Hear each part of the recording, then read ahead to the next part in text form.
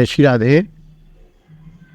गुरु में श्रद्धा रखना, भजन करना, भक्ति करना बहुत अच्छी बात है, लेकिन एक वैष्णव सदाचारी तो होता ही है, सद्व्यवहारी भी होता है और पाप वृत्तियां नहीं होती हैं, ये आवश्यक है।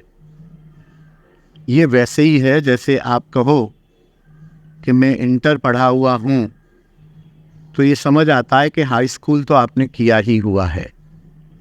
लेकिन कभी कभी ऐसा होता है, ऐसा देखा भी गया है कि अच्छा भजन करने वाले, अच्छे सत्संगी, गुरु में श्रद्धा रखने वाले, जाप करने वाले, तिलक लगाने वाले, कंठी लगाने वाले दुर्व्यवहारी भी होते हैं। कहीं कहीं उनमें पाप का अंश भी होता है। तो इसके लिए जो समाधान है वो यह है, पहली बात तो यदि दुराचारी होगा तो उसकी निष्ठा, उसकी श्रद्धा, उसका भजन में भी उतनी परिपक्वता नहीं होती है प्राय, लेकिन कभी कभी होती भी है। गीता में भगवान ने कहा है, अपि चेत सुदुराचारी भजते माम अनन्य भाग साधुरेव स मंतव्य सम्यक व्यवसितो ही सह। यदि दुराचारी भी है और मुझे अनन्य भाव से भजता है तो उसको साधु मानना चाहिए। इसका टेक्निकल एक्सप्लेनेशन इस प्रकार है कि ये दो अलग अलग मार्ग हैं। यदि वो पाप करता है, वो दुराचार करता है, वो गालियां देता है, तो इसके लिए उसको पाप का फल अलग से भोगना ही पड़ेगा उसके शरीर को, क्योंकि ये लौकिक क्रियाएं शरीर से होती हैं। भजन शरीर कारण है भजन में, लेकिन भजन आत्मा का गुण है, अध्यात्म। तो भजन का फल उसको निश्चित मिलता ही रहेगा। जैसा भी करेगा, जिस लेवल का भजन है उसको भजन का फल मिलेगा, और जो पाप करेगा, दुराचार करेगा, उसका फल मिलेगा। और भजन का फल भजन ही है।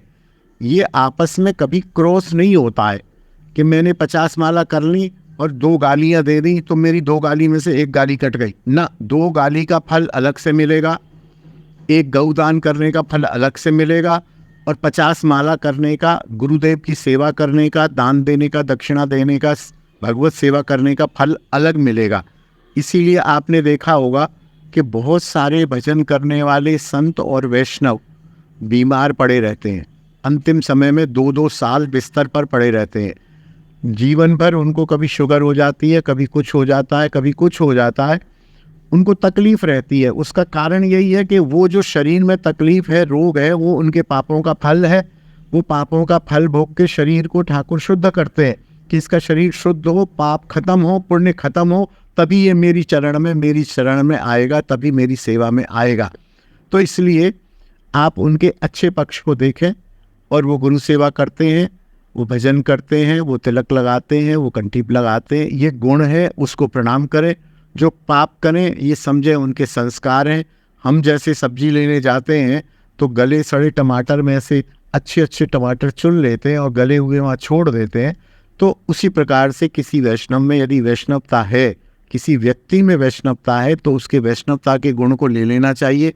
उसका गाली देना, उसका ये उल्टी सीधी हरकतें करना, ये एक स्वाभाविक प्रक्रिया, संस्कार मान के उसको नज़रअंदाज कर देना चाहिए। यदि हम उसके दोषों का चर्चा करेंगे तो वो दोष हमारे ऊपर आ जाएंगे, यदि हम उनके गुणों की चर्चा करेंगे तो गुण हमारे पास आ जाएंगे। जय श्री राधे, जय निताई। बोल हरि बोल हरि